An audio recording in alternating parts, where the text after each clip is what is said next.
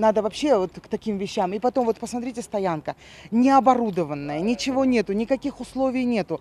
И машины не опечатанные, ни одна машина не опечатанная. И вот в таком положении они работают. Вообще это как можно было вот доверить какому-то частному лицу эвакуацию вот частного авто, да, мою машину, если вдруг эвакуируют, и вот в таком оно положении будет, я, наверное, обращусь все-таки в суд.